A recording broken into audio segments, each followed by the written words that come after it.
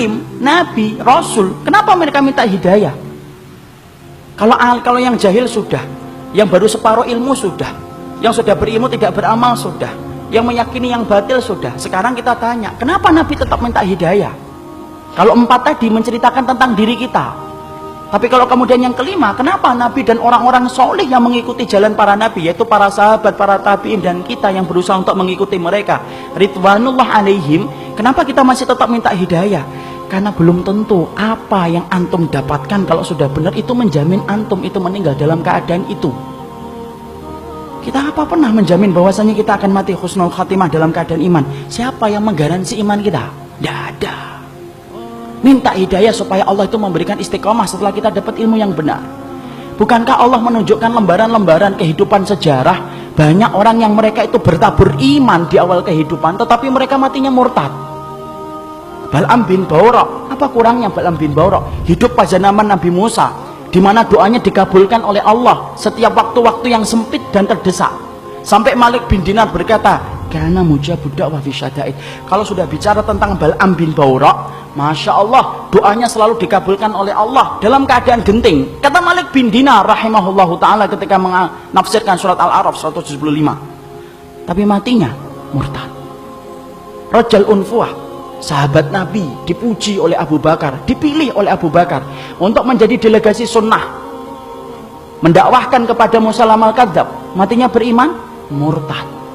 Ubaidillah bin Jahsy yang pernah menyelamatkan kehidupan agamanya sampai ke Habasyah, ketika Nabi masih di Mekah, ikut di dalam hijrah yang pertama, hijrah yang kedua ke Habasyah, beriman? Tidak, murtad di Habasyah. Kecintaannya minum khamr menjadikan dia murtad. Seorang muadzin yang diceritakan oleh Imam Qurtubi, murtad ketika kemudian tergiur dengan pesona seorang wanita yang dia lihat ketika adzan di tempat yang tinggi. Orang dulu ketika adzan naik ke tempat yang tinggi, melihat seorang wanita begitu cantik, turun, ini gentle dia ini, turun, dia katakan dia cinta sama wanita itu. Wanita itu berkata, tidak bisa kamu ini, nerima kamu, karena kami Nasrani dan kamu Muslim. Loh, dengan apa saya bisa diterima? Berpindah kepada Nasara. Pindah, ikhwan. Murtad, meninggalnya di hari dia meninggal dunia, akan mencampuri istrinya, naik ke atap, kemudian jatuh. Belum sempat mencampuri wanita yang menjadikan dia murtad. Siapa yang menjamin? Ini yang kemudian kita khawatirkan. Minta terus hidayah.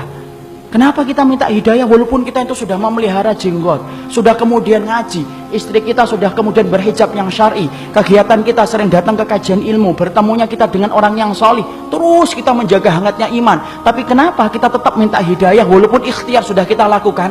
Karena tidak ada yang menjamin antum akan masuk surga kecuali Allah. Ya, makanya sampai dikatakan oleh Rasulullah, ada di antara kalian, fa inna ahadakum la ya'malu bi amali ahlil jannah hatta yakuna bainahu wa bainaha illa dhira'un fayasbiqu alaihi alkitab fayamalu bi amali ahli nari hatta yadkhuluha. Makanya sampai Nabi beliau bersabda, ada di antara kalian yang melakukan amalan surga sampai antara dia dengan surga tinggal sejengkal, tinggal sejengkal ikhwan. Satu amalan tak langsung masuk surga itu harusnya, tapi ternyata catatan takdir mendahului apa yang dia lakukan. Lalu kemudian di akhir kehidupannya melakukan amalan penduduk neraka hatta yadkhuluha, sampai dia masuk ke neraka itu. Ada pula yang sebaliknya, fa inna ahadakum la ya'malu bi amali ahlin nar hatta yakuna bainahu wa bainaha illa dira'un fayasbiqu alaihi alkitab fayamalu bi amali ahlil jannah hatta yadkhuluha. Nabi kemudian berkata sebaliknya, ada pula di antara kalian yang melakukan amalan penduduk neraka, terus sampai antara dia dengan neraka tinggal sejengkal tak, kata Nabi. Tetapi catatan takdir mendahului apa yang dia lakukan. Dia melakukan amalan penduduk surga sebelum meninggal dunia, lalu kemudian Allah masukkan ia ke dalam surga. Antum tahu Usairim bin Abdul Ashhal? Usairim bin Abdul Ashhal, seseorang sahabat yang dikatakan oleh Nabi sebagai penduduk surga, tapi keningnya tidak pernah dipakai untuk bersujud kepada Robnya. Karena apa? Masuk Islamnya belum ada 24 jam. Ketika dia masuk Islam mengucapkan syahadat, dia bertanya, sholat? Belum waktunya sholat. Apa yang saya lakukan? Ayo berjuang bersama Rasulullah. Berjuang bersama Rasulullah SAW dan para sahabat. Ketika kemudian dalam peperangan tersebut Allah takdirkan dia meninggal dunia. Ketika meninggal dunia, Maka rame para sahabat membicarakan tentang Utsairim bin Abdul Asyhal. Sampai Abu Hurairah berkata, inilah penduduk surga yang belum pernah menempelkan keningnya untuk mencium bumi bersujud kepada Allah. Itulah Utsairim bin Abdul Asyhal. Siapa yang jamin, ikhwan? Jangan sombong kalau kita hari ini sudah ngikut-ngitip, Pak. Jangan sombong ketika kita hari ini sudah ngaji. Belum tentu itu akan menjadi jaminan bahwasanya itu menjadi keimanan kita ketika meninggal dunia. Jangan magrur. Apa itu magrur? Tertipu dengan amalan kita, merasa bahwasanya amalan kita itu akan pasti menjadikan kita masuk surga. Siapa yang jamin? Minta hidayah kepada Allah supaya kemudian kita diberikan oleh Allah. Kalau antum betul-betul orang yang solih, supaya hidayah yang antum minta menjadikan antum diberikan istiqomah sampai antum meninggal dunia. Itu yang kita minta kepada Allah. Inilah pentingnya hidayah. Makanya di dalam kehidupan kita sampai Allah terangkan doa yang pertama bukan doa meminta ampunan. Doa yang pertama bukan meminta surga. Doa yang pertama di dalam Al-Quran bukan meminta perlindungan dari neraka.